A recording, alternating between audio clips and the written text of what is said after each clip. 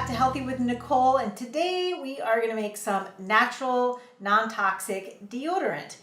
This is going to be the kind in the stick that you may have seen in the grocery store, but we're going to do it with all natural ingredients. I know that this is just part of a life for most of us, that we need to wear deodorant so we don't have body odor. But there's a little snag with that, and the problem is that most of the deodorants that are sold in grocery stores contain aluminum, which is definitely toxic and can be toxic for your brain and your nervous system. The other thing is that they always contain a lot of fragrances, and fragrances are also known to be toxic. So it's a really good idea to either skip the deodorant altogether or come up with some natural alternatives to deodorant, like the crystals and essential oils and some other natural recipes. So let's get started. So what you're going to need is some plant-based emulsifying wax. You can easily find this online. It's very inexpensive. You start with about 2 tablespoons of your wax. And then we need 1/4 cup of either shea butter or cocoa butter. Either of these, it makes a thickness into the deodorant, so you kind of need it to be the thick, heavy butter.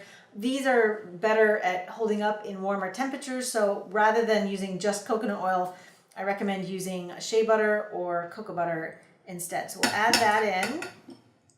And then we need about 3 tablespoons of coconut oil. You can see it's warm in my room here, so it's already starting to get kind of melty. And that's why it really won't work very well as a deodorant by itself, because it would just get too melty. All right, so we're gonna do 3 tablespoons of that. And now we got your ingredients in here to start. This is going to be the base of it. So we're just going to melt these ingredients really quick, and then we'll come back and add the rest. Okay, so we're back with our melted coconut oil, emulsifying wax, and shea butter, which is what I use today. You could also use cacao butter. So we're going to just start to add in the other ingredients, and just to make it simple, I'm going to pour it into my measuring cup just so I can mix it in there. All right, so now we want to use arrowroot, and arrowroot is that ingredient that's going to be very, very messy, but this is what's going to help to absorb moisture and odor. So we're going to do about 5 tablespoons.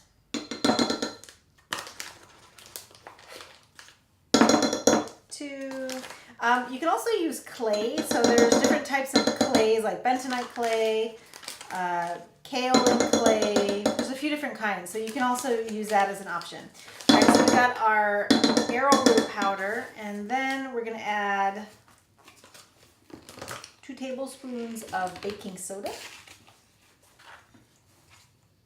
I don't love baking soda's grit, so I would rather use this on my teeth or on a facial. So you can even cut it down less if you're not a fan of that grit like me.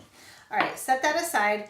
And then we're also going to add in some scent, which also kills bacteria. So essential oils are going to help to kill the bacteria that create the odor.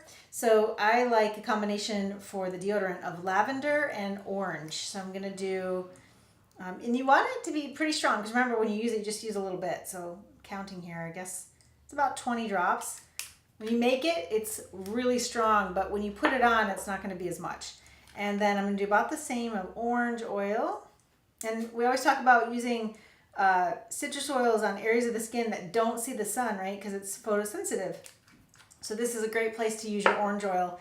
And I have used the oils together by themselves for as a deodorant, and it actually does work pretty good. But the addition of the baking soda and of the arrowroot powder is what's going to help with drying the moisture up. I mean, most deodorants are using antiperspirants, and they clog the pores. And, you know, with the aluminum, and then also all the other chemicals, that is just no good. You can see how creamy that is getting, and it's very liquidy because it's still really warm. Once we put this in the refrigerator to firm up, it'll stay firm and act just like a normal deodorant. So you can use these type of deodorant containers. You can get them online. They're, I don't know, $1 each maybe. They're very inexpensive. You can also get the tubes. And if you want to just pour this into a jar, use your fingers, go right ahead. Nobody cares. So let's just pour this in here. And again, it will thicken up. I'd leave a little gap at the top. So it looks like I can get 2 out of this. And these ingredients go a long way. By the way, in case I mentioned or didn't mention, this does not need to stay refrigerated because the essential oils, and there's no water in there. When you mix water and oil together is when you start to worry about bacteria growing. So we're just gonna put the lids on and then refrigerate those at least an hour or two. Once it's refrigerated and solidified, it does not need to be refrigerated any longer. So you just keep it in your medicine cabinet along with the rest of your toiletries. And there you have it, a non-toxic, chemical-free deodorant.